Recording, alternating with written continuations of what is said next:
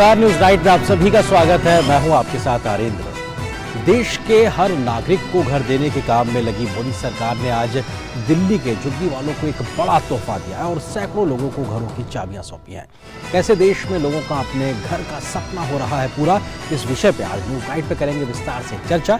इसके अलावा दिखाएंगे खबर कर्नाटक में निवेश को लेकर क्या हुआ है आज खास, होगी बात केंद्रीय कैबिनेट के बड़े फैसलों की भी, दिखाएंगे खबर हिमाचल की सियासी हलचल की भी, बात करेंगे भारतीय क्रिकेट की टीम की जो जीत हासिल की है उसकी भी। इसके अलावा भी होगी देश दुनिया की हर जरूरी और महत्वपूर्ण खबर। शुरुआत हेडलाइंस के साथ।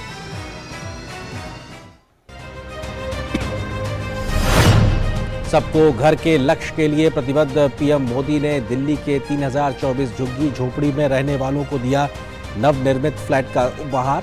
कहा आज देश की सरकार गरीब की सरकार, देश की नीतियों और निर्णयों के केंद्र में है गरीब। बिना नाम लिए विरोधियों पर बोला हमला, कहा हर काम करने में विश्वास करते हैं ना कि विज्ञापन में। पीएम मोदी ने global investors meet invest Karnataka 2022 के उद्घाटन समारोह को किया संबोधित। कहा इस अनिश्चित दौर में पूरी दुनिया भारतीय अर्थव्यवस्था की बुनियाद की मजबूती को लेकर है आश्वस्त।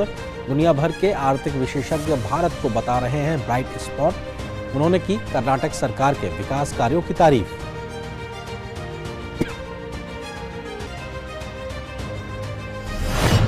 आरबीआई गवर्नर ने कहा भारत ने दुनिया के लिए पेश की है मजबूत और आशावादी तस्वीर।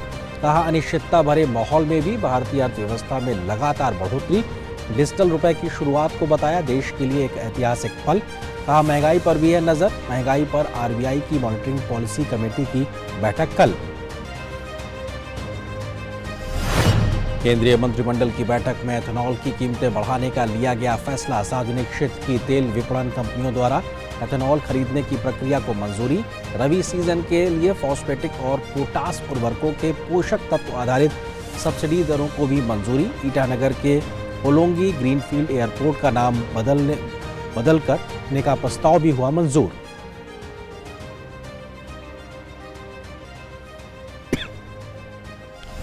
राष्ट्रपति द्रौपदी मुर्मू ने पूर्वोत्तर दौरे में नागालैंड में कई विकास परियोजनाओं का किया शुभारंभ और शिलान्यास। कहा केंद्र की एक्ट ईस्ट की नीति के केंद्र में है पूर्वोत्तर का विकास।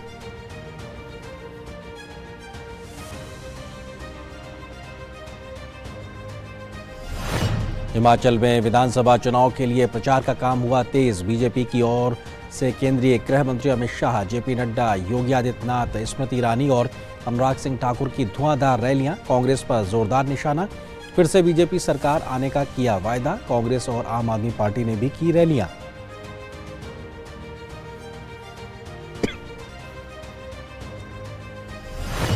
अवैध खनन मामले में झारखंड के मुख्यमंत्री हेमंत सोरेन की बढ़ सकती है मुश्किलें। प्रवर्तन निदेशालय ने जारी किया समन। कल सुबह रांची में पूछताछ के लिए हाजिर होने का दिया निर्देश। बीजेपी ने कहा हेमंत के खिलाफ जांच के लिए हैं पुख्ता सबूत।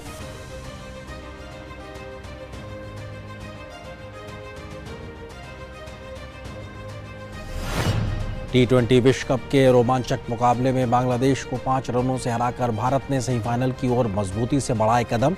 विराट कोहली ने फिर खेली शानदार पारी, बने T20 विश्व कप के इतिहास में सबसे ज्यादा रन बनाने वाले बल्लेबाज।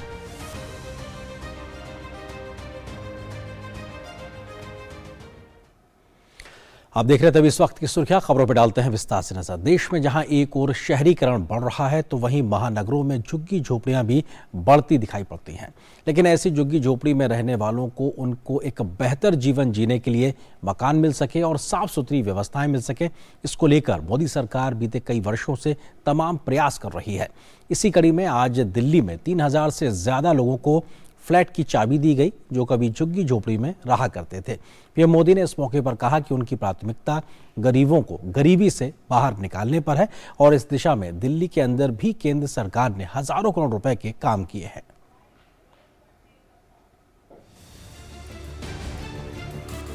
देश के हर नागरिक के सिर पर छत के सपने को पूरा करने में मिशन मोड में काम कर रहे प्रधानमंत्री मोदी ने दिल्ली के हजारों लोगों को बुधवार को फ्लैट की चाबी सौंपी।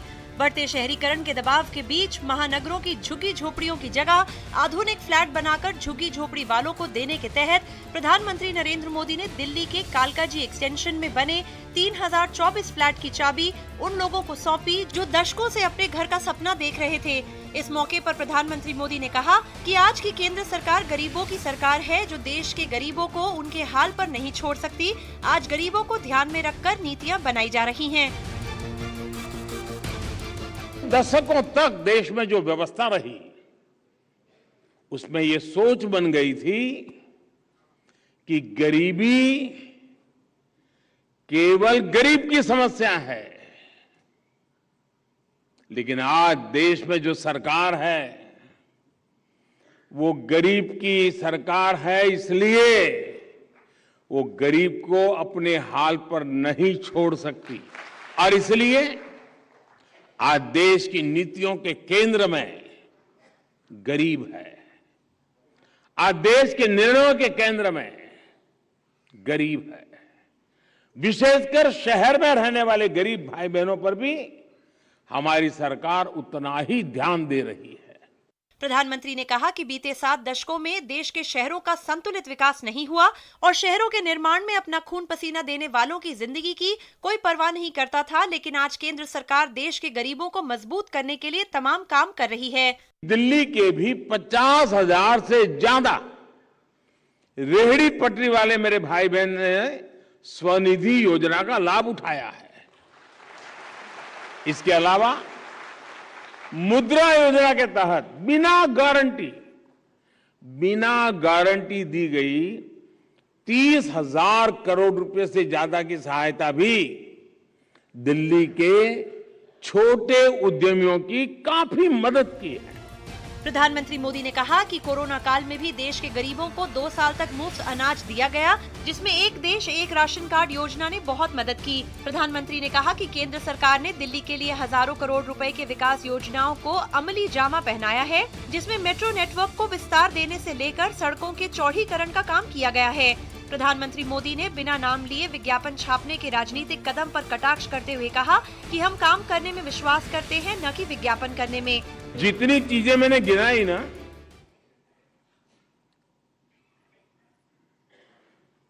अब बताइए कितने रुपयों की मुझे एडवर्टाइजमेंट देनी चाहिए थी, कितने अखबार के पेज भरे पड़े, अखबार में मोदी फोटो चमकती हो और कितने दे देते। इतना सारा काम मैं अभी जो गिना रहा हूं, अभी तो बहुत कम गिना रहा हूं, वरना समय बहुत ज्यादा चला जाएगा, क्योंकि हम आपकी जिंदगी में बदलाव लाने के लिए जीते हैं। प्रधानमंत्री मोदी ने इस मौके पर दिल्ली के अनाधिकृत कॉलोनियों के मामलों को सुलझाने के केंद्र सरकार के प्रयासों का जिक्र किया, तो नए घर पाने वालों से बिजली पानी बचाने के अलावा स्वच्छता रखने की अपील भी की। दशकों से एक अदद घर का सपना देख रहे लोगों को जब प्रधानमंत्री मोदी के हाथों अपने घर की चाबी मिली तो उनकी खुशी देखने लायक थी। इन हजारों लोगों ने प्रधानमंत्री मोदी का धन्यवाद दिया। 40 साल से झुग्गी में थे, बच्चे इतने थे, हम इतने बहुत दुखी थे, बहुत गंदगी से बहुत दुखी थे और लैट्रिन का कोई सुविधा नहीं था। प्रधान जी ने जो हमें मकान दिया, हमें बहुत खुशी है, हमारे बच्चे की कोई खुशी, एक लाइफ बन गई है। बहुत मोदी जी को धन्यवाद देना चाहती हूँ जो हमारा फ्लैट मिल गई, मैं इसी से बहुत खुश हूँ। मेरे जैसे हम लोग झुग्गी झुपड़ी में रहते थे, बहुत गंदगी था, वहाँ पर बच्चे का पढ़ाई लिखाई में बहुत दिक्कत होती है। मोदी जी को बहुत बहुत धन्यवाद जो हमें ऐसे माहौल में रहते थे अब अच्छा परिवेश दिया, उन्होंने मकान दिया, बहुत बहुत धन्यवाद। ये वही लोग हैं जिन्होंने 40 से 50 साल तक उन मलिन बस्तियों में गुजारा किया है। 40 साल के बाद आज उनके चेहरे पर खुशी आई है जब प्रधानमंत्री जी ने उन्हें उनके मकान की चाबी सौंपी है। गौरतलब है कि दिल्ली विकास प्राधिकरण की ओर से 376 झुग्गी झोपड़ी क्लस्टरों में यथास्थान झुग्गी झोपड़ी पुनर्वास का काम किया जा रहा है। इस पुनर्वास परियोजना का उद्देश्य झुग्गी झोपड़ी क्लस्टरों में रहने वालों को उचित सुख साधनों एवं सुविधाओं से लैस बेहतर और स्वस्थ वातावरण प्रदान करना है। जहां मोदी सरकार महानगरों में झुग्गी झोपड़ी के पुनर्वास के काम को तेजी से कर रही है, तो वहीं पूरे देश के शहरी और ग्रामीण इलाकों में प्रधानमंत्री आवास योजना के माध्यम से भी लोगों के घरों का सपना पूरा कर रही है। गिरीश निशाना, धीरज कुमार के साथ ब्यूरो रिपोर्ट, टीडी न्यूज। प्रधानमंत्री नरेंद्र मोदी ने एक बार फिर से कहा है कि दुनिया में चल रही तमाम प्रकार की समस्याओं के बावजूद भी भारत व्यापारिक निवेश के लिए दुनिया का सबसे पसंदीदा देश बना हुआ है। Invest Karnataka 2022 global investors meet के मौके पर पीएम मोदी ने दुनिया में सप्लाई चेन की समस्या के समाधान के लिए भारत पर भरोसा जताने की अपील की और कहा कि देश में ईज ऑफ डूइंग बिजनेस में कर्नाटक राज्य सबसे ऊपर बना हुआ है, जिसके चलते कर्नाटक में विदेशी निवेश भी लगातार आ रहा है। इस समिट में पहुंचे देश दुनिया के तमाम बड़े उद्योगपतियों ने भी भारत के आर्थिक रिफॉर्म्स की जमकर तारीफ की है। Invest Karnataka 2022 global investors meet के उद्घाटन समारोह में दुनिया भर के निवेशकों के बीच वीडियो कॉन्फ्रेंसिंग के माध्यम से जुड़े प्रधानमंत्री मोदी ने दुनिया को बताया कि कैसे भारत सरकार पुराने दौर को पीछे छोड़ते हुए नए फैसलों और नई नीतियों के जरिए नए भारत का निर्माण कर रही है, जहां निवेशकों को तमाम तरह की सुविधाएं दी जा रही हैं। प्रधानमंत्री ने भारत के प्रति वैश्विक नजरिए का उल्लेख करते हुए कहा कि वैश्विक आर्थिक अनिश्चितता के इस समय में पूरी दुनिया को विश्वास है कि भारतीय अर्थव्यवस्था के बुनियादी सिद्धांत मजबूत हैं। हर तरफ अनिश्चितता का माहौल है। भारत में भी युद्ध और महामारी से बनी स्थितियों का विपरीत प्रभाव पड़ा ही है। बावजूद इसके आज पूरी दुनिया भारत की तरफ बहुत उम्मीद भरी नजरों से देख रही है। ये दौर इकोनॉमिक अनसर्टेनिटी का है, लेकिन तमाम देश एक बात को लेकर आश्वस्त है कि भारतीय अर्थव्यवस्था के फंडामेंटल्स मजबूत है। प्रधानमंत्री ने अर्थव्यवस्था की मजबूती के लिए अपनी सरकार की ओर से किए गए तमाम फैसलों का भी उल्लेख किया और कहा कि दुनिया भर के आर्थिक विशेषज्ञ और विश्लेषक भारत को एक उज्जवल स्थान मानते हैं।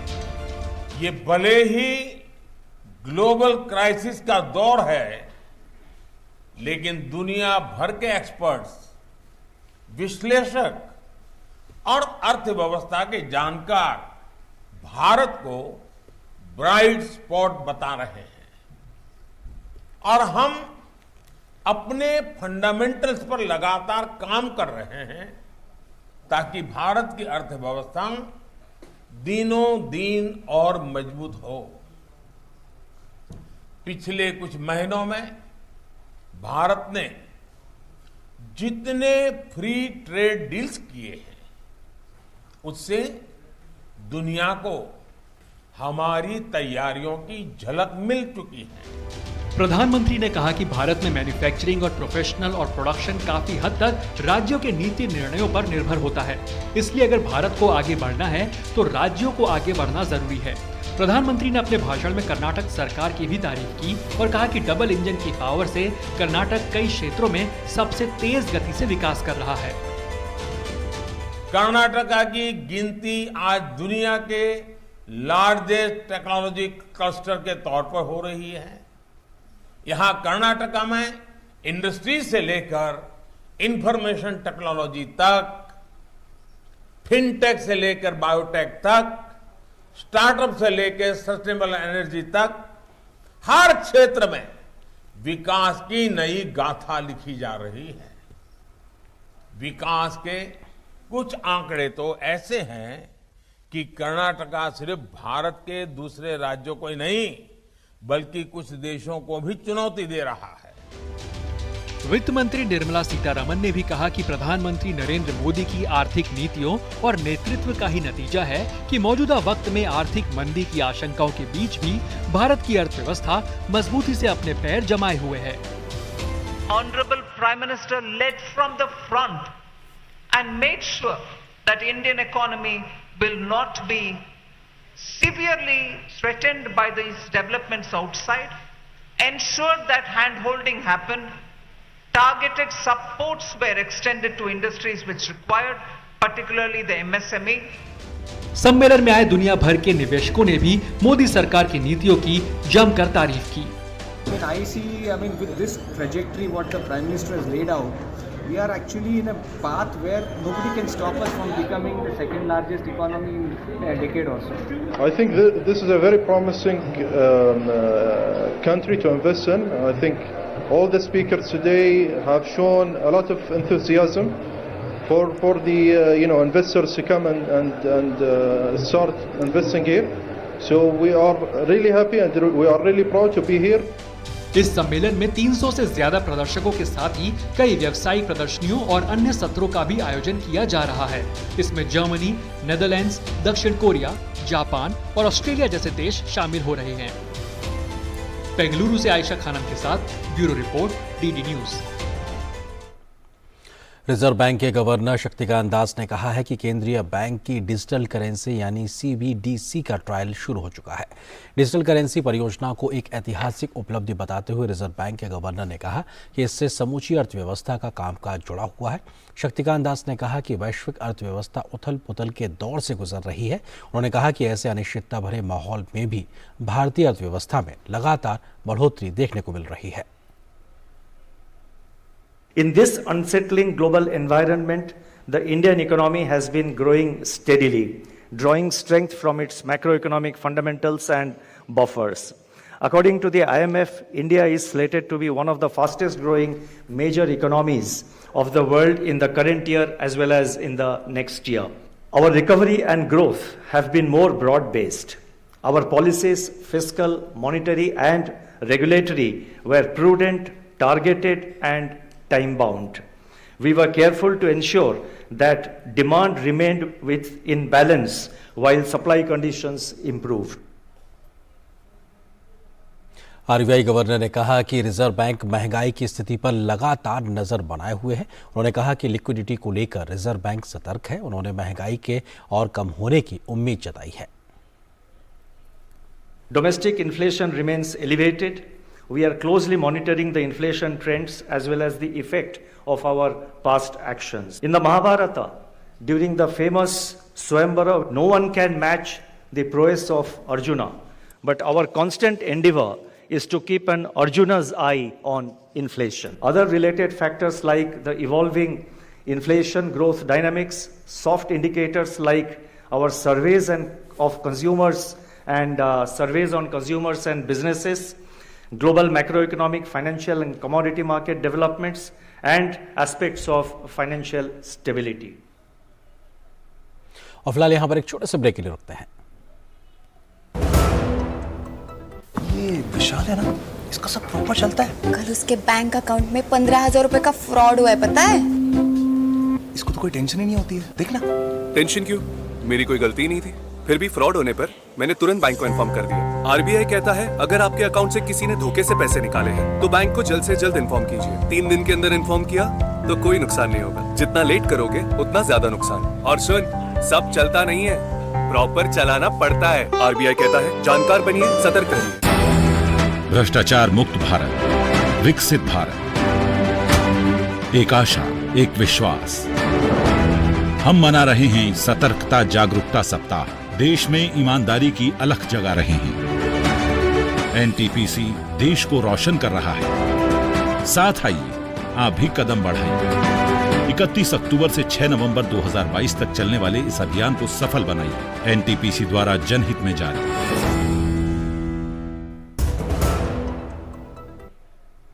और ब्रेक के बाद रुक करते हैं कुछ और महत्वपूर्ण खबरों की ओर। केंद्रीय कैबिनेट की अहम बैठक में आज कई बड़े फैसले किए गए, जिसके तहत एथेनॉल की विभिन्न कीमतों में बढ़ोतरी का फैसला किया गया है। इस फैसले का फायदा देश के किसानों को मिलेगा तो पर्यावरण संरक्षण के प्रयासों को भी मजबूती आएगी। कैबिनेट के इसके अलावा फॉस्फेटिक और पोटाश उर्वरकों के लिए पोषक तत्व आधारित सब्सिडी दरों को भी मंजूरी दे दी है। तो वहीं ईटानगर के हवाई अड्डे के नामकरण को भी मंजूरी मिली है। किसानों की आमदनी बढ़ाने की दिशा में कैबिनेट ने आज 2 अहम फैसले लिए। प्रधानमंत्री की अध्यक्षता में हुई आर्थिक मामलों की कैबिनेट समिति ने इथेनॉल की विभिन्न कीमतों में बढ़ोतरी का फैसला लिया है। पर्यावरण के प्रति अपनी प्रतिबद्धताओं के तहत भारत ने पेट्रोल में बायो ईंधन के ब्लेंडिंग की योजना शुरू की है, जिससे किसानों की आमदनी को बढ़ाया जा सके और पेट्रोल की खपत में कमी लाई जा सके। पेट्रोलियम और प्राकृतिक गैस मंत्री हरदीप सिंह पुरी ने कहा कि सरकार ने पेट्रोल का 20% संरक्षण का जो लक्ष्य 2030 तक तय किया था, अब उसे कम कर 2024-25 कर दिया गया है। उन्होंने कहा कि सरकार इथेनॉल के उत्पादन पर विशेष ध्यान दे रही है ताकि भविष्य की जरूरतों को पूरा किया जा सके। इसमें हमने क्या तय किया है कि the price of ethanol from C heavy molasses will be increase from rupees 46.66 paise पर लीटर टू 49.41 पैसे per liter. The price of ethanol from B heavy molasses, that is the one which has 2.5% ethanol attraction potential, will go up from 59.08 paise per liter to 60.73 paise per liter. It's a small amount, but it's an increase. Third one, the price of ethanol from sugarcane juice, sugar syrup will increase from 63 रुपए 45 पैसे पर litre to 65 rupees 61 पैसे पर litre. केंद्रीय मंत्रिमंडल ने 1 अक्टूबर 2022 से 31 मार्च 2023 तक रबी सीजन 22-23 के लिए फॉस्फेटिक और पोटाश उर्वरकों के लिए पोषण तत्व आधारित सब्सिडी दरों को भी मंजूरी दे दी। सरकार के इस फैसले से 51,875 करोड़ रुपए का खर्च आएगा। इस रबी सीजन में सभी पीएनके उर्वरक किसानों को रियायती कीमतों पर आसानी से उपलब्ध हो सकेगा और कृषि क्षेत्र को सहायता मिलेगी। उर्वरकों और उससे संबंधित कच्चे माल की अंतर्राष्ट्रीय कीमतों में अस्थिरता को केंद्र सरकार ही वहन करती है और किसानों पर इसका असर नहीं पड़ता। अन्य फैसलों में केंद्रीय मंत्रिमंडल ने अरुणाचल प्रदेश की राजधानी ईटानगर के होलोंगी में स्थित ग्रीनफील्ड हवाई अड्डे का नाम डोनी पोलो हवाई अड्डा ईटाकरण के रूप में करने को मंजूरी दी है। इसके अलावा सरकार ने जल संसाधन विकास और प्रबंधन के क्षेत्र में सहयोग पर भारत और डेनमार्क के बीच समझौता ज्ञापन को भी अपनी मंजूरी दे दी। गिरीश निशाना के साथ ऋषि कुमार, डीडी न्यूज, दिल्ली। और बढ़ती ठंड के बीच में हिमाचल प्रदेश में सियासी पारा लगातार बढ़ता जा रहा है और लगातार देखा जाए तो किस तरह से तमाम पार्टियां ये कोशिश कर रही हैं कि उनके पक्ष में हिमाचल में माहौल बनता नजर आए। भाजपा की ओर से केंद्रीय मंत्री अगर बात की जाए तो अमित शाह के साथ साथ पार्टी के अध्यक्ष जेपी नड्डा समेत तमाम केंद्रीय मंत्री भी वहां मैदान में उतरे, रैलियां की। साथ ही साथ कांग्रेस की ओर से और आम आदमी पार्टी की ओर से भी प्रचार अभियान लगातार जारी है। हिमाचल प्रदेश विधानसभा चुनाव का प्रचार अभियान चुनाव के करीब आते आते तेज होता जा रहा है। भाजपा की तरफ से बुधवार को भी ताबड़तोड़ चुनावी रैलियां हुई, जिन्हें पार्टी की राज्य इकाई के नेताओं के साथ साथ केंद्रीय नेताओं ने भी संबोधित किया। केंद्रीय गृह मंत्री और पार्टी के वरिष्ठ नेता अमित शाह ने हमीरपुर, धर्मशाला और सोलन में जनसभाओं को संबोधित किया। हमीरपुर के नौदौन में एक विशाल जनसभा को संबोधित करते हुए अमित शाह ने कहा कि 1 रैंक 1 पेंशन को कांग्रेस 4 दशक तक टालती रही। आपने 2014 में मोदी जी को प्रधानमंत्री बनाया, 2015 में मोदी जी ने 1 रैंक 1 पेंशन को कर 40,000 करोड़ रुपया हमारे सेना के जवानों के परिवार के बैंक अकाउंट में डालने का काम किया। उधर भाजपा के राष्ट्रीय अध्यक्ष जेपी नड्डा ने भी प्रचार में हिस्सा लेते हुए राज्य में हुए विकास कार्यों को गिनवाया। उन्होंने बिलासपुर में एक रैली को संबोधित करते हुए कहा कि डबल इंजन सरकार के कारण ही बिलासपुर जैसे शहर को एम्स जैसी सुविधा मिल पाई है। ये 5 साल जिसमें से 2 साल कोरोना में गए, यानी 3 साल के अंदर 1475 करोड़ रुपए का all India institute of medical sciences, जो पीजीआई से बढ़िया, दिल्ली के एम्स से बढ़िया, उसको बना करके यहाँ पर आदरणीय मोदी जी ने दिया है। ये हमको याद रखना है। उधर केंद्रीय मंत्री और वरिष्ठ भाजपा नेता अनुराग सिंह ठाकुर भी प्रचार अभियान में जुटे। उन्होंने कहा कि भाजपा की पहचान विकास और कल्याण है। हमारी सरकार ने विकास भी किया और गरीबों का कल्याण भी। केंद्रीय मंत्री स्मृति ईरानी ने भी भाजपा के लिए वोट मांगे। उत्तर प्रदेश के मुख्यमंत्री योगी आदित्यनाथ ने हिमाचल में भाजपा के लिए चुनाव प्रचार किया। उन्होंने हमीरपुर सहित कई स्थानों पर जनसभाओं को संबोधित किया। उधर कांग्रेस का प्रचार अभियान भी जारी है। पार्टी के नेता सचिन पायलट ने चुनाव में कांग्रेस को जन समर्थन मिलने की आशा जताई है। हर महिला जो 18 साल से उम्र ज्यादा है उसको 1500 रुपए का मासिक भत्ता हमारी सरकार बनने के बाद हम लोग देंगे। वहाँ पर 300 यूनिट हम लोग फ्री देंगे और इन सब वादों को लोगों ने स्वीकार किया है। आम आदमी पार्टी भी अपने प्रचार अभियान को धार देने में लगी है। गुरुवार को पार्टी के नेता अरविंद केजरीवाल ने सोलन पहुंचकर वोट मांगे। हिमाचल प्रदेश की जनता यदि चाहती है कि यहाँ हिमाचल प्रदेश के अंदर स्कूल अच्छे हो, अस्पताल अच्छे हो और ईमानदारी से हिमाचल प्रदेश को चलाना है, तो आम आदमी पार्टी को सपोर्ट करें। इस बीच पार्टी का डोर टू डोर प्रचार भी चल रहा है। सभी राजनीतिक दल मतदाताओं को अपने पक्ष में करने के लिए पूरी ताकत से जुटे हुए हैं। राज्य में सत्ताधारी भाजपा डबल इंजन सरकार के तहत हुए विकास कार्यों को गिनाकर एक और कार्यकाल के लिए जनादेश मांग रही है। उधर कांग्रेस और आम आदमी पार्टी अपने अपने चुनावी वादों के साथ मैदान में हैं। Bureau report, DD news. राष्ट्रपति द्रौपदी मुर्मू ने नागालैंड को कई विकास परियोजनाओं की आज सौगात दी है। उन्होंने कोहिमा में आयोजित समारोह के दौरान राज्य में शिक्षा, सड़क और वित्त के क्षेत्र से जुड़ी विकास परियोजनाओं का वर्चुअल माध्यम से शुभारंभ और शिलान्यास किया है। राष्ट्रपति द्रौपदी मुर्मू ने नागालैंड सरकार की ओर से आयोजित स्वागत समारोह को संबोधित किया। उन्होंने कहा कि केंद्र सरकार की एक्ट ईस्ट नीति नॉर्थ ईस्ट के सर्वांगीण विकास पर केंद्रित है। उन्होंने आशा व्यक्त की है कि नवनिर्मित सड़कों और पुलों से क्षेत्र में कनेक्टिविटी और ज़्यादा बेहतर होगी। राष्ट्रपति ने कहा कि नागा जनजाति अपनी जीवंत संस्कृति और समृद्ध विरासत के लिए जानी जाती है, जो विविधता में एकता के हमारे आदर्श वाक्य का उदाहरण है। Development of infrastructure is a key parameter for the growth of a nation state. The Act East policy of the Government of India focuses on the overall development of the Northeast region. The inauguration of several roads and bridges under the Pradhan Mantri Gram Sadak Yojana today will give a new boost to the connectivity in the region. और अगली खबर खेल के मैदान से बात cricket की। भारत ने T20 क्रिकेट विश्व कप के सेमीफाइनल की ओर मजबूती से कदम बढ़ा दिया है। आज खेले गए एक बेहद रोमांचक मैच में भारत ने बांग्लादेश को 5 रन से शिकस्त दी है। आखिरी ओवर में बांग्लादेश को जीत के लिए 20 रन की दरकार थी। अर्शदीप सिंह ने पारी का आखिरी ओवर फेंका और भारत को जीत दिलाने में कामयाबी हासिल की। बांग्लादेश को बारिश से प्रभावित इस मैच में 16 ओवर में 151 रन का निर्धारित लक्ष्य मिला था, जिसके जवाब में बांग्लादेश की टीम 16 ओवर में 6 विकेट पर 145 रन ही बना सकी। मैच में 64 रन की पारी खेलने वाले विराट कोहली को मैन ऑफ द मैच चुना गया। सेमीफाइनल में अपनी पकड़ को बनाए रखने के लिए भारत और बांग्लादेश की टीम बुधवार को एडिलेड के मैदान पर एक दूसरे के खिलाफ थी।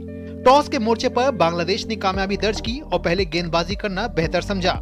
आलोचकों के निशाने पर चल रहे भारतीय ओपनर्स एक बार फिर अच्छी शुरुआत नहीं दे पाए और रोहित शर्मा 2 के स्कोर पर पवेलियन लौट गए। लेकिन पिछले 3 मैच से निराश करते आ रहे केएल राहुल ने इस बार दगा नहीं दिया। वहीं विराट कोहली ने अपने फेवरेट मैदान पर 16 रन बनाते ही T20 विश्व कप में सबसे ज्यादा रन बनाने का कीर्तिमान हासिल किया। इस कड़ी में उन्होंने महिला जयवर्धने का रिकॉर्ड तोड़ा। विराट और राहुल के बीच दूसरे विकेट के लिए 67 रन की साझेदारी हुई, जिसमें केएल राहुल का अर्धशतक भी सामने आया। हालांकि राहुल 50 पर ही पवेलियन भी वापस लौट गए। बहरहाल इसके बाद सूर्य कुमार यादव ने विराट कोहली का अच्छा साथ निभाया।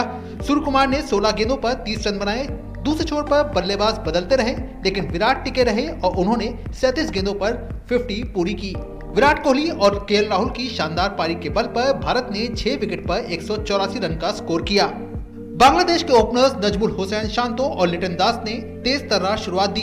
लिटन दास ने 21 गेंदों पर अर्धशतक लगाया। इन दोनों ने मिलकर 7 ओवर में 66 रन बना दिए। इसके बाद आई बारिश ने मामला खराब किया और जब दोबारा मैच शुरू हुआ तो टारगेट को 16 ओवर में 151 रन कर दिया गया। दबाव की स्थिति ने अपना असर दिखाया और बांग्लादेश का पहला विकेट लिटन दास के रूप में सामने आया, जो कि रन आउट हो गए। लिटन 60 पर पवेलियन लौटे। इसके थोड़ी ही देर बाद मोहम्मद शमी ने नजमुल हुसैन शांतो को 21 पर सूर्य कुमार यादव के हाथों कैच करवाया। इसके थोड़ी ही देर बाद अर्शदीप सिंह ने हफीफ हुसैन और शकीबुल हसन का विकेट गिराकर बांग्लादेश को जबरदस्त दबाव में ला दिया। तस्कीन अहमद ने कुछ अच्छे हाथ जरूर दिखाए, लेकिन ये काफी नहीं रहा और बांग्लादेश 16 ओवर में 6 विकेट पर 145 रन ही बना पाई। इस तरह भारत ने मुकाबले को 5 रन से अपने नाम किया। अर्शदीप सिंह और हार्दिक पांड्या ने 2-2 विकेट लिए, जबकि मोहम्मद शमी के नाम 1 विकेट रहा। इस जीत ने टीम इंडिया को राहत की सांस जरूर दी होगी और भारत की अगली कोशिश बांग्लादेश को हराने के बाद अब जिम्बाब्वे को हराकर 8 अंकों के साथ सेमीफाइनल में जगह बनाने की होगी। कैमरामैन राकेश कुमार के साथ एडिलेड ओवल से अभिषेक महाजन, डीडी न्यूज। और भारतीय टीम की बांग्लादेश पर 5 रन की रोमांचक जीत के बाद एडिलेड में मौजूद भारतीय फैंस में जबरदस्त खुशी की लहर दौड़ पड़ी। प्रशंसकों ने एक सुर में माना है कि टीम इंडिया की ये जीत एक यूनिट के तौर पर सामने आई है। एडिलेड में मौजूद हमारे सहयोगी संवाददाता अभिषेक महाजन ने भारतीय प्रशंसकों से खास बातचीत की। भारतीय टीम ने बांग्लादेश को 5 रन से मात दे दी है और आप देख सकते हैं कि जोश में दिखाई दे रहा है पूरा हिंदुस्तान। क्या कहना चाहेंगे भारतीय टीम की शानदार जीत और 6 अंक हो गए हैं, लेकिन थोड़ा बहुत डर जरूर लगा होगा जब लिटन दास जिस तरह से बल्लेबाजी कर। डरने की कोई बात नहीं है, सिस्टम हिला देंगे जब बागी। भाई साहब इस बार वर्ल्ड कप तो हमारा काफी साल वेट किया है, अब इस साल तो पक्का हमारा ही है। मेलबर्न में मैच होगा, मैं जरूर देखने जाऊंगा भाई साहब, जीतेगा भी जीतेगा। लेकिन केएल राहुल का जो वो रनआउट था उसने कमाल कर दिया। अगर वो रनआउट ना आता तो शायद चीजें बदल सकती, जरूर बदल सकती थी। पर एज जो सिचुएशन थी उसमें केएल राहुल ने बहुत ही अच्छी तरह से उनको रनआउट किया और उन्होंने सारी अपना मैच अपनी तरफ कर लिया। तो ये कहना चाहता है कि केएल राहुल ने बहुत ही अच्छी फील्डिंग की जिसके दौरान मैच सारा इंडिया की तरफ से हो गया। जो सबसे अच्छा चेंज ओवर हुआ वो अर्शदीप ने किया। Arshdeep he is a youngest good player still. लगता है जो 3 विकेट आए 7 गेंदों में उसने मैच को बदल दिया। और प्लस जो KL Rahul definitely sir, definitely वही मेन चेंज ओवर है। पहले ये कह रहे थे कि बांग्लादेश के साथ वन साइडेड मुकाबला होगा, लेकिन जिस तरह का मुकाबला दिखाई दिया उसमें क्रिकेट की जीत है, लेकिन भारत जीता है, उसने उत्साह और बढ़ा दिया। बांग्लादेश का अप्रोच पहले 6 ओवर में बहुत ही अग्रेसिव था और उसका उनको बेनिफिट मिला, उनको रन मिले, मगर वो सारे कन्विंसिंग रन नहीं थे। बहुत सारी एज में भी चौके लगे हैं, तो बॉलिंग में थोड़ा इंप्रूवमेंट करना होगा। मगर जिस तरह से अर्शदीप ने प्रेशर सिचुएशन में कमबैक किया, अश्विन ने अच्छी बॉलिंग की, तो वो बहुत ही अच्छा है भारत के लिए। विराट कोहली को बहुत बड़ा क्रेडिट जाता है अगर टीम इंडिया ये मुकाबले जीत रही। विराट कोहली आज के टाइम में सबसे नंबर 1 प्लेयर है जी। अगर कोई भी मैच में अगर विराट कोहली चल जाता है वो तो हम जीते ही जीते हैं जी। 110 वो इंडिया जीतेगा ही जीतेगा, जीतेगा भाई जीतेगा इंडिया। बोलना चाहूँगा आपको, एक्चुअली क्रिकेट मुझे लगता है कि पूरा टीम गेम है, तो ये पूरा का पूरा टीम वर्क है। अभी विराट कोहली फॉर्म में चल रहा है, 2 मैचेस के बाद फाइनली केएल राहुल जो है वो बहुत अच्छा खेले हैं। तो मेरे ख्याल ये ओवरऑल कंप्लीट टीम वर्क है और सभी लोगों को, सारे फैंस को, सारे प्लेयर्स को सपोर्ट करना चाहिए। मेरे ख्याल एक्सपेक्टेशन जितनी लोगों की थी उससे उन्होंने काफ़ी बेहतर और भी बेटर उन्होंने कैप्टनसी की है। उनकी प्लानिंग वो ऑब्वियसली इतना वोकल नहीं है फील्ड पे, लेकिन उनकी जो प्लानिंग है, स्ट्रैटेजी है, वो रिजल्ट्स काफी अच्छे दिखा रही है। चलिए, सभी का यही मानना है कि टीम इंडिया ने ये मैच शानदार जीत दर्ज की है और 15 साल का सूखा है वो इस वर्ल्ड कप में खत्म होने जा रहा है। 2007 में टीम इंडिया वर्ल्ड कप जीती थी और सभी ये फैंस ये मान रहे हैं कि मेलबर्न में टीम इंडिया फाइनल खेलेगी और जीत कर भी जरूर जाएगी। इस समय कैमरामैन राकेश कुमार के साथ एडिलेड ओवल से अभिषेक महाजन, डीडी न्यूज। तो भारतीय क्रिकेट टीम की आज की इस जीत से जो सेमीफाइनल की जो उसकी दावेदारी है वो ज़्यादा तेज़ी से मजबूत हुई है। उम्मीद करते हैं कि आगे के मैच में भी भारतीय टीम बेहतर करती नजर आएगी। फिलहाल एक छोटे से ब्रेक के लिए रुकते हैं, बहुत जल्द हाजिर होते हैं। अब देश बड़े संकल्प लेकर के ही चलेगा और वो बड़ा संकल्प है विकसित भारत। विकसित भारत के विराट संकल्प के साथ देश लगातार आगे बढ़ रहा है। इस संकल्प की सिद्धि में हमारे करदाताओं की है महत्वपूर्ण भूमिका। सभी करदाता निभाएं अपना कर्तव्य और निर्धारण वर्ष 2022-23 की अपनी आय का रिटर्न 7 नवंबर तक ई-फाइल करें। याद रखें, उन सभी करदाताओं को जिनके खातों का ऑडिट अनिवार्य है, निर्धारण वर्ष 2022-23 की अपनी टैक्स रिटर्न 7 नवंबर 2022 तक ई-फाइल करनी होगी। ड्यू डेट तक टैक्स रिटर्न फाइल न करने पर आपको ब्याज और जुर्माना लग सकता है तथा कोई भी अनएडजस्टेड बिजनेस लॉस अथवा कैपिटल लॉस कैरी फॉरवर्ड नहीं होगा। अधिक जानकारी के लिए www.incometax.gov.in पर लॉग ऑन करें। प्रत्येक आय करदाता एक राष्ट्र निर्माता। Hey girls! Hi! Congratulations! आज तो पार्टी चाहिए। पहले चैंपियन के साथ सेल्फी लेंगे। आइडिया, यही करते हैं पार्टी। Pizza party. ये चल अपना कार्ड और पिन दे। मेरे कार्ड की डिटेल्स मैं खुद ही डालूंगी। आरबीआई कहता है अपना पिन, ओटीपी, सीवीवी या इंटरनेट बैंकिंग पासवर्ड किसी के साथ शेयर ना करें। ऑनलाइन बैंकिंग सिर्फ अपने कंप्यूटर, मोबाइल और सिक्योर नेटवर्क से करें। बाय गर्ल्स, कहाँ जा रही है? सुना नहीं, नो शेयरिंग। आरबीआई कहता है जानकार बनिए, सतर्क रहिए। भ्रष्टाचार मुक्त भारत, विकसित भारत, एक आशा, एक विश्वास। हम मना रहे हैं सतर्कता जागरूकता सप्ताह। देश में ईमानदारी की अलख जगा रहे हैं। एनटीपीसी देश को रोशन कर रहा है। साथ आइए, आप भी कदम बढ़ाइए। 31 अक्टूबर से 6 नवंबर 2022 तक चलने वाले इस अभियान को सफल बनाइए। एनटीपीसी द्वारा जनहित में जारी।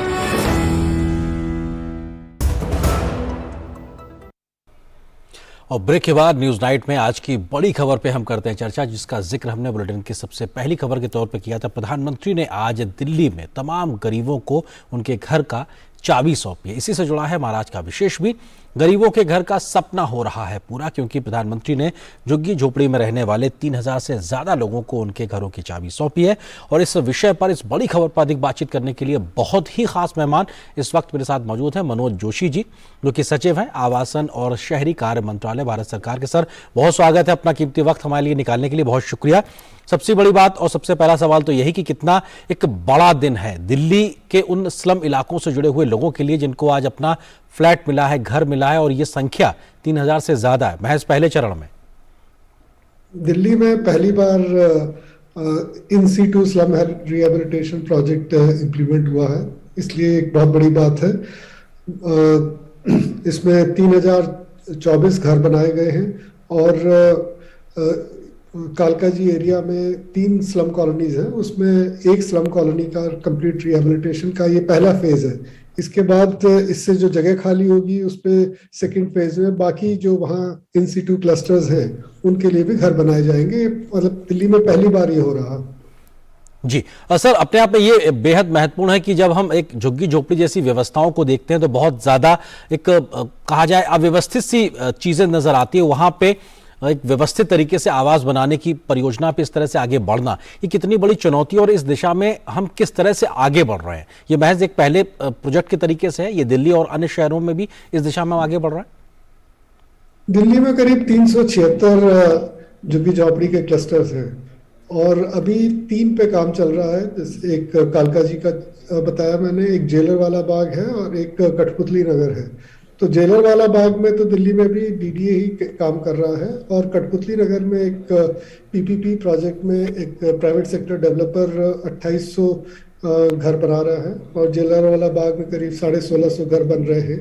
तो दिल्ली में काफी कॉलोनी जगह डीडीए ने आइडेंटिफाई की है इन सीटू स्लम डेवलपमेंट के लिए और उन सब की प्लानिंग काफी हो चुकी है। अब आगे उन पे भी काम बढ़ेगा। जी सर, केंद्र सरकार के लिहाज से बात की जाए तो फोकस नजर आता है ईज ऑफ लिविंग को लेकर, क्योंकि हम झुग्गी झोपड़ी की जीवन शैली या जीवन में जो दिक्कतें हैं अगर उनकी तुलना इस प्रकार के मल्टी स्टोरी बिल्डिंग और उनमें फ्लैट से करें तो बहुत कुछ अंतर है।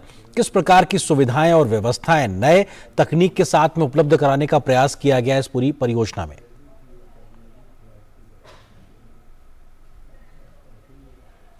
मनोज जी, क्या संभवतः मनोज जी तक हमारी आवाज नहीं पहुंच रही, हम कोशिश करेंगे उनसे बात करने की, लेकिन ये एक बड़ा अपने आप में एक महत्वपूर्ण एक मसला है जिस पे लगातार प्रयास किया जा रहा है, वो यही कि किस तरह से लोगों को उनके घर का सपना पूरा किया जाए। मनोज जी, अगर आप तक मेरी आवाज पहुंच रही तो सवाल यही कि ईज ऑफ लिविंग को लेकर केंद्र सरकार का बड़ा फोकस तरीके से नजारा देखने को मिलता है, कोशिश रहती है स्लम में रहने वाले या झुग्गी झोपड़ी में रहने वाले लोग हों उनको अगर इस प्रकार की मल्टी स्टोरी में तमाम सुविधाओं के साथ में जब आगे आने का मौका मिलता है तो क्या एक बदलेगा उनकी जिंदगी में और क्या बेहतर सुविधाएं अन्य तौर पे दी जा रही हैं सिर्फ घर के अलावा?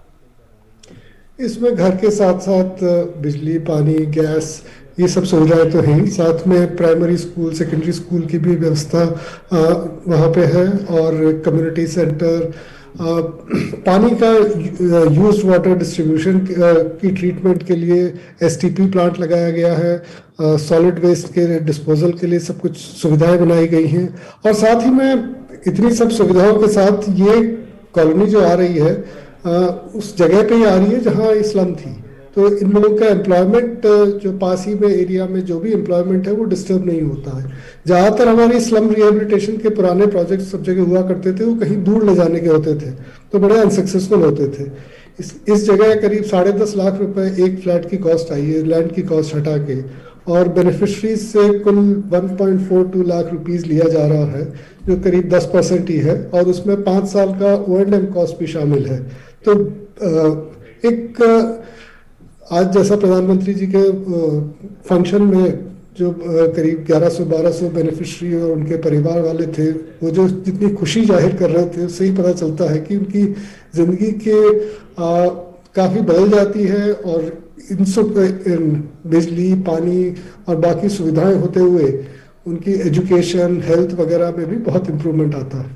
जी सर, जो लोग इस वक्त देश भर में आपको इस वक्त सुन रहे होंगे और इस प्रकार की झुग्गी झोपड़ियों में जिनको मजबूरन रहना पड़ रहा है, अगर वो इस प्रकार की सुविधाओं की ओर आगे आना चाहते हैं, वैसी सुविधाओं का लाभ लेना चाहते हैं, तो उनको क्या प्रयास करने की जरूरत है, कैसे और किसको अप्रोच कर सकते हैं ताकि उनकी जिंदगी में भी ईज ऑफ लिविंग की और बेहतरी से आ सके?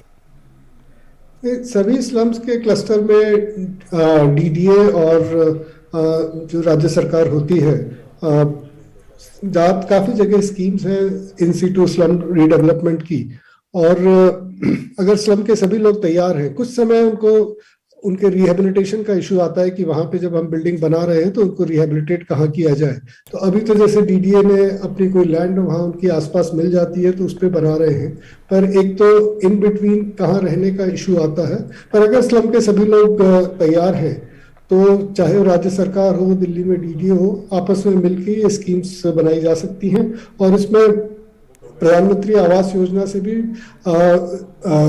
फंड देने का प्रोविजन है, और काफी स्टेट गवर्नमेंट्स इसमें एडिशनल एफएआर वगैरह फैसिलिटीज देके प्राइवेट डेवलपर्स को भी लेके आ रही हैं। जी सर, चूंकि देश भर में हर एक व्यक्ति को उसके हिस्से का घर मिल सके, इस दिशा में मिशन मोड में काम बीते 8 वर्षों से तेज गति से चल रहा है।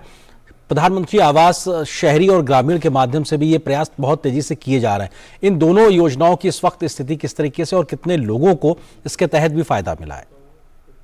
प्रधानमंत्री आवास योजना शहरी में करीब 1 करोड़ 23 लाख घर सैंक्शन किए जा चुके हैं। उसमें से करीब 63 लाख घर तो कंप्लीट भी हो चुके हैं, और करीब 1 करोड़ 3 लाख घर ग्राउंडेड हो चुके हैं। तो काफी अच्छी प्रगति है प्रधानमंत्री आवास योजना शहरी में। ऐसे ही ग्रामीण क्षेत्रों में भी 60-70% घर जो 2 करोड़ से ऊपर का नंबर है कंप्लीट हो चुके हैं। और प्रधानमंत्री आवास योजना शहरी 24 दिसंबर तक एक्सटेंड की जा चुकी है, और वहां तब तक सारे घर जो 1 करोड़ 23 लाख घर है वो कंप्लीट किए जा सकेंगे। जी सर, किस प्रकार का एक बदलाव आता है, क्योंकि एक घर एक बहुत बड़ा सपना होता है पूरे परिवार के लिए, खासतौर से उनके पास जिनके पास एक छत नहीं होती, और ऐसे में देश भर में अलग अलग राज्यों में करोड़ों लोगों को घर मिलना, उसका सपना पूरा होना, किस प्रकार का एक एम्पावरमेंट आपको दिखाई पड़ रहा है, या क्या एक फीडबैक मिलता है इन सब पूरी योजनाओं के जमीन पर उतरने को लेकर? जब किसी को पक्का घर मिल जाता है, उसमें पानी, टॉयलेट, बिजली की सुविधा हो, आसपास रहने का माहौल साफ हो, तो उससे एक तो बच्चों की पढ़ाई में बहुत फायदा होता है, घर का माहौल बदल जाता है, आगे जिंदगी में उन्नति करने की इच्छा जाग पड़ती है, घर पे ही कोई उद्योग चलाना भी आसान हो जाता है, बीमारियां कम हो जाती हैं हाइजीनिक लिविंग से, और एक तरह का मोटिवेशन जो जिंदगी में आ जाता है। इससे हमने देखा है कि प्रधानमंत्री आवास योजना में जो भी बेनिफिशरीज हैं उनकी जिंदगी में बहुत बड़े परिवर्तन आए हैं। सर, हमने देखा कि जो घर का हक है वो भी घर की महिलाओं के हिस्से जाता है, ऐसे में महिला सशक्तिकरण पे भी खास तौर से फोकस तरीके से दिखाई पड़ रहा है, और तमाम जो अन्य योजना है, खासतौर से उज्ज्वला योजना जैसी जो योजना है वो भी महिलाओं के माध्यम से घर तक पहुंच रही है। इसका कितना फायदा आप देख रहे हैं? इसमें या तो हाउस की ओनरशिप या तो जॉइंट टाइटल पे दी जाती है या महिलाओं के नाम पे दी जाती है। तो 50% से ज्यादा टाइटल जो है प्रधानमंत्री आवास योजना में महिलाओं के नाम पे है, और ज्यादातर स्कीम्स का पैसा भी महिलाओं के नाम पे जा रहा है। इसलिए उनकी परिवार में स्थिति, उनकी आर्थिक स्थिति और उनका पैसे पे कंट्रोल बढ़ने से बहुत ज्यादा परिवर्तन आ रहे हैं। और हमारे देश में हमने देखा है कि जब महिलाओं का सशक्तिकरण होता है तो पूरे परिवार पे चेंज आता है, खासतौर पे बच्चों की पढ़ाई पे, परिवार की साइज पे, इन सब पे बहुत ज्यादा फायदा होता है। जी सर, हमने देखा कि अफोर्डेबल हाउसिंग पर भी बहुत ज्यादा फोकस है। प्रधानमंत्री ने भी आज अपने भाषण में इस बात का जिक्र किया कि किस प्रकार से मध्यम वर्ग को भी उसके हिस्से का छत मिल सके, इसको लेकर भी तमाम प्रयास किए गए। ये प्रयास मुख्य तौर पर क्या है और किस तरह से ये जमीन पे एक बदलाव लेकर आ रहा है? अफोर्डेबल हाउसिंग में 2-3 तरह से काम हो रहा है। एक तो नई टेक्निक्स का उपयोग किया जा रहा है जिनसे फास्टर कंस्ट्रक्शन हो, करीब 1 साल में मल्टी स्टोरीड बिल्डिंग्स बन जाए, 1 से 1.5 साल के बीच में। उसमें कम मटेरियल यूज हो, कम सीमेंट, कंक्रीट और नए मटेरियल्स यूज हो ताकि एनवायरनमेंट को कम डैमेज हो। एक तो उस दिशा में एफर्ट है ताकि कॉस्ट भी कम हो। दूसरा एफर्ट अफोर्डेबल हाउसिंग में है कि उनको कम इंटरेस्ट पे लोन मिल सके और उस लोन के साथ अगर कोई सब्सिडी एलिमेंट भी ला सके। तीसरा काम जो अफोर्डेबल हाउसिंग में हो रहा है वो अर्बन प्लानिंग तरीके से हो रहा है कि जहां स्टेट गवर्नमेंट्स या अर्बन लोकल बॉडीज एक मैंडेट करती हैं कि भाई कोई भी डेवलपमेंट किसी एरिया का हो उसमें 10 से 15% घर अफोर्डेबल हाउसिंग के लिए रखे जाएं, रिजर्व किए जाएं, उसमें और कुछ नहीं हो सकता है। तो उस तरह से supply of land for affordable housing बहुत बढ़ रही है देश में और काफी शहरों में ईडब्ल्यूएस हाउसिंग के लिए या अफोर्डेबल हाउसिंग के लिए बड़ा अच्छा काम हुआ है। जी सर, एक आखिरी सवाल, शहरीकरण अपने आप में लगातार जारी और ये बीते कई दशकों से एक बड़ी समस्या बना हुआ। तो प्रधानमंत्री ने भी कहा कि एक संतुलित विकास हमको शहरों में उस तरह से नहीं दिखाई पड़ता, जो खासतौर से जो गरीब लोग हैं उनको योगदान जितना है उस हिसाब से उनको हिस्से में आ नहीं पाता। लेकिन इस चुनौती से भविष्य में और बेहतरी से कैसे निपटा जा सकता है, उसको लेकर क्या एक बड़ी कार्य योजना? प्रधानमंत्री जी का फोकस अर्बन प्लानिंग पे और इंक्लूसिव डेवलपमेंट पे बहुत रहा है। तो जब शहर बढ़ रहा होता है तो अमीर लोग, मिडिल क्लास के लोग, गरीब लोग, सभी को वहाँ रहने की जरूरत होती है। तो ज्यादातर जो मार्केट मैकेनिज्म में सप्लाई होती है घरों की वो मिडिल क्लास और रिचर सेगमेंट के लिए तो हो पाती है, गरीबों के लिए नहीं हो पाती क्योंकि लैंड बड़ी महंगी होती है। तो इसके लिए जो अर्बन प्लानिंग में मैंडेट्स जो आ रहे हैं कि अफोर्डेबल हाउसिंग जरूर रखी जाए और उन्हीं एरियाज में रखी जाए जहां वर्कर्स की जरूरत है। ये इंक्लूसिव डेवलपमेंट काफी शहरों में अर्बन प्लानिंग के या टाउन प्लानिंग स्कीम्स या लैंड पूलिंग के द्वारा आ रहा है। ये बहुत जरूरी है ताकि लोग जहां काम कर रहे हैं वहीं रहें, न सिर्फ मिडिल क्लास बल्कि गरीब लोग भी, और उनको भी उन्हीं सुविधाओं का फायदा मिले, बिजली, पानी, ट्रांसपोर्ट, एजुकेशन, हेल्थ, जो बाकी सबको मिल रहा है। ऐसा इंक्लूसिव डेवलपमेंट ही हमारे शहरों को सस्टेनेबल और लॉन्ग टर्म सस्टेनेबिलिटी की तरफ ले जा सकता है। जी बहुत बहुत शुक्रिया मनोज जोशी जी, हमारे साथ जुड़ने के लिए, विस्तार से इस विषय पे बात रखने के लिए। सचिव आवासन और शहरी कार्य मंत्रालय, भारत सरकार, सब बहुत शुक्रिया वक्त निकालने के लिए। और आज की एक और दूसरी बड़ी खबर पे भी हम आगे चर्चा करेंगे। वो खबर भी अर्थव्यवस्था के मोर्चे से जुड़ी, जिसका जिक्र हमने किया कि किस प्रकार से आरबीआई ने भी इस बात को कहा है कि भारत कैसे दुनिया भर की तमाम बड़ी समस्याओं के बावजूद सबसे ब्राइट स्पॉट बना हुआ है। IMF भी हमारी अर्थव्यवस्था में विश्वास जता चुका है। ये अपने आप में दिखाता है, बताता है किस प्रकार से जो भारतीय अर्थव्यवस्था है वो लगातार तेज गति से आगे बढ़ रही है। आपने कल ही देखा कि अक्टूबर महीने में जीएसटी संग्रह भी 1.5 लाख करोड़ रुपए से ज्यादा निकल के आया है। अब तक का जीएसटी संग्रह का सबसे दूसरा ऊंचा आंकड़ा कहीं ना कहीं देखने को मिला है जीएसटी के लिहाज से अगर बात की जाए तो। वहीं जीएसटी संग्रह में भी जो पिछले त्योहारी सीजन था उसमें बहुत बड़ी एक बढ़ोतरी भी देखने को मिली है। ये तमाम जो आंकड़े हैं बताते हैं कि कैसे आर्थिक गतिविधियां तेज गति से बढ़ रही हैं, किस तरह से दुनिया में बहुत बड़े अस्थिरता के बावजूद भारत की अर्थव्यवस्था मजबूती से आगे बढ़ रही, उसके क्या बड़े आधार हैं और इसके क्या बड़े संकेत हैं। इस विषय पर बात करने के लिए खास मेहमान हमारे साथ जुड़ गए, वरिष्ठ आर्थिक पत्रकार शिशिर सेना जी। उनसे हम इस बात को, चर्चा को आगे बढ़ाते हैं। शिशिर जी, स्वागत है हमारे साथ जुड़ने के लिए। और सबसे बड़ी बात तो यही कि एक बार फिर से आरबीआई ने भी कहा है कि दुनिया के उथल पुथल के बावजूद भारत एक ब्राइट स्पॉट बना हुआ है। प्रधानमंत्री ने भी इस बात का जिक्र किया है कि कितना एक विश्वास पैदा करता है भारत की अर्थव्यवस्था में भारतीय निवेशकों का और दुनिया भर के निवेशकों का। देखिए, निश्चित तौर पे अभी तक जितने भी हमारे पास मैक्रो इकोनॉमिक इंडिकेटर्स आए हैं पिछले, अगर मैं 2-3 दिन की बात करूं, चाहे वो जीएसटी कलेक्शन हो, चाहे पीएमआई मैन्युफैक्चरिंग हो या कोर सेक्टर का डेटा हो, वो सभी के सभी काफी पॉजिटिव आए। दूसरी तरफ अगर आप देखें कि तमाम एजेंसियों ने अगर हमारे विकास सर्वे के जो अनुमान है उसमें कमी भी किए हैं, उस कमी के बावजूद भी बढ़ोतरी 6.5 से 7% की दुनिया के अनुमान बताया गया। और ये भी बार बार कहा जा रहा है कि दुनिया के तमाम देशों में भारत की विकास दर जो है वो सबसे तेज। इसके पीछे कई आधार, सबसे पहला आधार फंडामेंटल जो बुनियादी जो चीजें हैं उनमें हो सकता है कि एक थोड़े समय के लिए आपको कुछ उसमें उतार चढ़ाव ज्यादा देखने को मिले, लेकिन एक मीडियम टू लॉन्ग टर्म की अगर हम लोग बात करें तो उसमें स्टेबिलिटी बनी। दूसरी बात यह है कि दुनिया के तमाम देशों के निवेशकों का ध्यान आप शेयर बाजार की गति देख सकते हैं।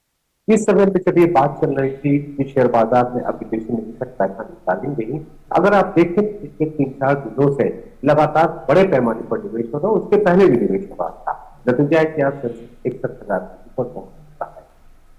तो तमाम जो मैक्रो इकोनॉमिक फंडामेंटल्स है वो अभी काफी बेहतर दिख रहे हैं। अब जो आने वाले 2-3 और आंकड़े हैं जिस पर नजर हम लोग चाहिए, एक तो वैक्सीन ग्रोथ के आंकड़े हैं और इसके अलावा आपको जो सर्विसेज सेक्टर का PMI है वो हमको देखना है, वो दोनों भी बेहतर होते हैं। तो आज हम विकास की बेहतरी की बात कर रहे हैं, उस पर आप एक तरीके से कह सकते हैं कि और वो पुख्ता प्रमाण जी शिशिर जी, क्योंकि ये बहुत महत्वपूर्ण है कि दुनिया के एक हिस्से में युद्ध चल रहा है और ऐसे में उसका असर पूरी दुनिया पे, भारत भी उससे अछूता नहीं है। हमारी दिक्कतें परेशानियां भी कहीं ना कहीं दुनिया के अन्य देशों के तरीके से बढ़ रही हैं। उसके बावजूद हमारी अर्थव्यवस्था तेज गति, सबसे तेज गति से बढ़ती अर्थव्यवस्था बनी हुई है। उसके बड़े आधार क्या हैं और आपको भविष्य के संकेत क्या दिखाई पड़ते हैं कि इस तरीके से जो रफ्तार का मोमेंटम बना हुआ है इकोनॉमी का, उससे हम किस दिशा में आगे जाते दिखाई पड़ रहे हैं? सबसे बड़ा आधार तो है कि कंजम्पशन अगर बढ़ता है, मांग बढ़ती, तो इसका असर एक वर्चुअल साइकिल के तौर पर हमको देखने को मिलता है। मांग अगर बढ़ता है तो इसका मतलब है कि कंपनियां ज्यादा उत्पादन करेंगी, कंपनियां अगर ज्यादा उत्पादन करेंगी तो वो रोजगार के नए मौके देंगी, रोजगार के नए मौके मिलेंगे तो उसका असर ये होगा कि लोगों के हाथ में पैसे आएंगे, वो फिर ज्यादा मांग करेंगे। तो ये वर्चुअल साइकिल है। और अगर मैं आपके PMI मैन्युफैक्चरिंग की बात करूं, अभी जो S&P ग्लोबल ने PMI मैन्युफैक्चरिंग पहली तारीख को जारी किया, उसमें खास तौर पर इस बात का जिक्र है कि रोजगार के बड़े पैमाने पर मौके जो है वो तैयार हैं। मुझे लगता है कि सबसे महत्वपूर्ण है कंजम्पशन में, मांग में अगर वृद्धि आती है और उसके हिसाब से जो उत्पादन क्षमता है वो आगे बढ़ती है, तो वो आर्थिक विकास को गति देने में काफी मददगार होता है। अब रहा सवाल सर्विसेज सेक्टर का, जिसका सबसे बड़ा शेयर हमारे अर्थव्यवस्था में है। अगर आप देखें पिछले कुछ समय में क्या है, होटल इंडस्ट्री की अगर बात करें, एयर ट्रैवल की बात करें, इन सभी में जिस तरीके का हमने ग्रोथ देखा है वो इस बात पर इशारा करता है कि सर्विसेज सेक्टर की थोड़ी बेहतर स्थिति में आया है। अभी एक चिंता जो मेजर जिसे आप कह लें वो खाने के तेल को भी लेकर के है और कच्चे तेल को लेकर के, तो उनमें अगर बहुत ज्यादा हाल हुआ तो हमारी कंजम्पशन के ऊपर असर पड़ सकता है। दूसरा जो हमारे लिए एक चिंता दे सकता है वो है महंगाई की दर, कि महंगाई की दर को हम कितनी से नियंत्रण में लाते हैं। ऐसी स्थिति नहीं है कि जो अमेरिका की अगर हम तुलना करें, अमेरिका में जहां 8%, 8.5% महंगाई दर है, हमारे यहाँ महंगाई दर ज्यादा है, वो स्थिति भी नहीं पहुंची जो हम अमेरिका में देखें। तो उम्मीद ये की जानी चाहिए कि मांग बढ़ेगी, लेकिन साथ ही साथ महंगाई पर भी कुछ हद तक नियंत्रण लगे, जिससे अर्थव्यवस्था को काफी बेहतर। जी, हमने देखा कि हाल फिलहाल में जब प्रधानमंत्री या सरकार की ओर से कई प्रकार के संकेत मिलते दिखाई पड़ रहे हैं कि भारत की जो एक छवि हुआ करती थी कि सर्विस सेक्टर के हम महारथी के तौर पे हैं, हम उसके साथ साथ हम मैन्युफैक्चरिंग की दिशा में भी अपने तरीके से हाथ आजमाने को तैयार और तत्पर नजर आ रहे हैं। उस दिशा में भी बहुत कुछ काम हो रहा है और जमीन पे वो परिवर्तन भी दिखाई पड़ रहा है। आपको लग रहा है कि वर्ल्ड सप्लाई चेन में जो डिसरप्शन रहा, उस दिशा में भारत एक ट्रस्टेड पार्टनर के तौर पर बेहतरी से अपने आप को मजबूती से दुनिया के सामने रख रहा है? ये भी एक तरीके से हमारी अर्थव्यवस्था में विश्वास पैदा करता है दुनिया के देशों के लिए? बिल्कुल। देखिए, चीन की जो स्थिति है जो कि ग्लोबल सप्लाई के लिए बड़ी हिस्सेदारी रखता था, वहां पर पैंडेमिक की वजह से क्लस्टर बेस्ड क्लोजर चलने लगे। क्लस्टर बेस्ड क्लोजर का मतलब ये हुआ कि जहां पर मान लीजिए कि एक मोबाइल नेटवर्क का जहां पे फैक्ट्री है, वो फैक्ट्री में काम कई दिनों तक रुक गया है क्योंकि वहां पर कोविड की वजह से वो सारा एरिया जो है वो लॉकडाउन में आ गया। अब जब ये सप्लाई डिस्ट्रप्शन होगा तो वहां पर हम भारत जैसे देश की बात करें, उनके लिए एक मौका बनता है। हाँ, चाइना की तरह हमारा इकोनॉमी ऑफ स्केल भले ना, लेकिन चाइना के मुकाबले ब्रांड इंडिया की अगर हम बात करें तो वो कहीं बेहतर है। दूसरा क्या है कि चाइनीज करेंसी के साथ एक बड़ी समस्या ये भी आती है कि उनकी जो मौद्रिक व्यवस्था है वो किसी भी समय चीन की मुद्रा, चाहे हम युआन या रेमिनबी जो भी नाम दें, उसमें वो परिवर्तन कर देते हैं। भारतीय रुपया पूरी तरह से बाजार के साथ चलता है। तो ये परिस्थितियां कुछ ऐसी हैं जो हमारी मदद कर सकती है ग्लोबल सप्लाई चेन में। हमारी जो हिस्सेदारी 3%, 2.5-3% तक रहती है, उसे हम और आगे बढ़ें। जी, उम्मीद यही है कि जो जमीन पे काम हो रहा है अर्थव्यवस्था के पहिए को तेजी से घुमाने के लिए वो और तेज गति से आगे बढ़ता दिखाई पड़ेगा। शुक्रिया शिशिर जी, हमारे साथ जुड़ने के लिए, इस विषय पे विस्तार से बात करने के लिए बहुत शुक्रिया आपका। और यहाँ पर एक और छोटे से ब्रेक के लिए रुकते हैं, बहुत जल्द हाजिर होते हैं कुछ और खबरों से, उसके बाद आपको रूबरू कराएंगे। Guided by the vision of Honorable Prime Minister Narendra Modi, the Ministry of Ayush is fully committed to digitize Ayush sector for the benefit of people. A range of digital platforms are developed to support professionals and public. The Ayush Information Hub offers authentic information under various categories such as education policy, drug policy, schemes, events, new trends and developments in the sector. Ayush Next is an interactive platform developed primarily for students and scholars. Ayush Soft is developed with a vision to convert classical Ayurvedic texts into comprehensive and authentic IT-based knowledge repository. In this phase, Ayurvignana, an Ayurvedic encyclopedia, and Shabdanidhi, a glossary of Ayurvedic terminology, have been made available for Ayurveda fraternity. Ayush GIS has been developed for mapping of facilities under categories such as health facilities, colleges, doctors, students. It is a matter of great pride that these DRDO ने बुधवार को ओडिशा में APJ Abdul Kalam द्वीप से दूसरे चरण की ballistic missile defence interceptor 81 missile का पहला परीक्षण सफलतापूर्वक किया। इस मिसाइल का ट्रायल सभी पीएमडी हथियार प्रणाली तत्वों की भागीदारी के साथ किया गया। 81 एक लंबी दूरी की इंटरसेप्टर मिसाइल है। ये मिसाइल टारगेट पर सही निशाना लगाने के लिए स्वदेशी रूप से विकसित एडवांस कंट्रोल सिस्टम, नेविगेशन और गाइडेंस एल्गोरिदम से लैस है।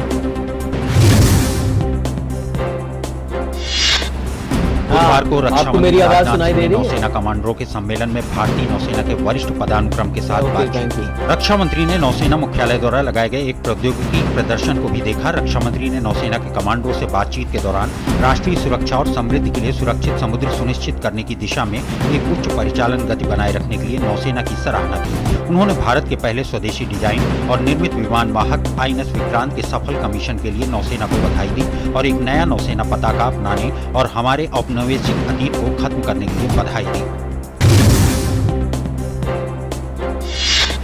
एनआईए ने कर्नाटक में भाजपा नेता प्रवीण नेट्टारू की हत्या में वांछित PFI के 4 नेताओं की तस्वीरें जारी की हैं। इसके साथ ही इनका सुराग देने वाले को 2 से 5 लाख रुपए तक का इनाम भी घोषित किया है। नेट्टारू भाजपा युवा मोर्चा के सदस्य थे।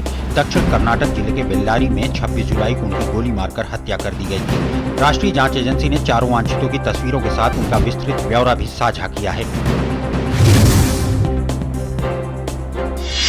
पश्चिम बंगाल के पशु तस्करी मामले में टीएमसी नेता अनुव्रत मंडल पर ईडी का शिकंजा कसता जा रहा है। बुधवार को अनुव्रत मंडल की बेटी सुकन्या मंडल पश्चिम बंगाल में करोड़ों रुपए के मवेशी तस्करी घोटाले मामले में पूछताछ के लिए प्रवर्तन निदेशालय मुख्यालय पहुंची, जहां ईडी अधिकारी ने उनसे पूछताछ की। मध्य प्रदेश के मुरैना में बोलेरो और डंपर की टक्कर में 5 लोगों की मौत हो गई और 3 लोग गंभीर रूप से घायल हो गए। घायलों को ग्वालियर के अस्पताल में भर्ती कराया गया है। यह दर्दनाक हादसा मंगलवार की देर रात नूराबाद थाना इलाके के नेशनल हाईवे 44 पर हुआ।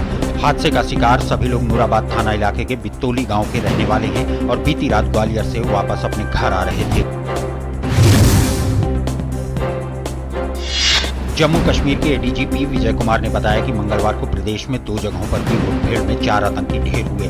उन्होंने कहा कि अवंतीपोरा इलाके में आतंकियों और सुरक्षा बलों के बीच हुई मुठभेड़ में सुरक्षा बलों ने एक विदेशी सहित 3 आतंकियों को मार गिराया है और ये आतंकी सुरक्षा बलों के शिविर पर आत्मघाती हमले की फिराक में थे।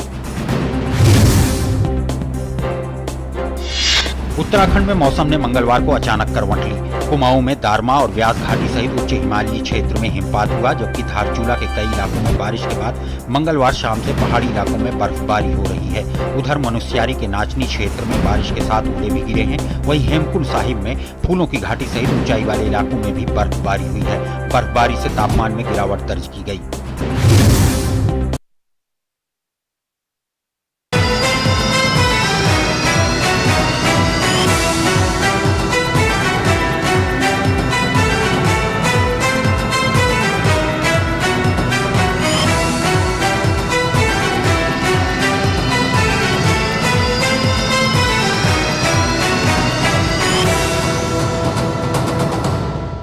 न्यूज नाइट के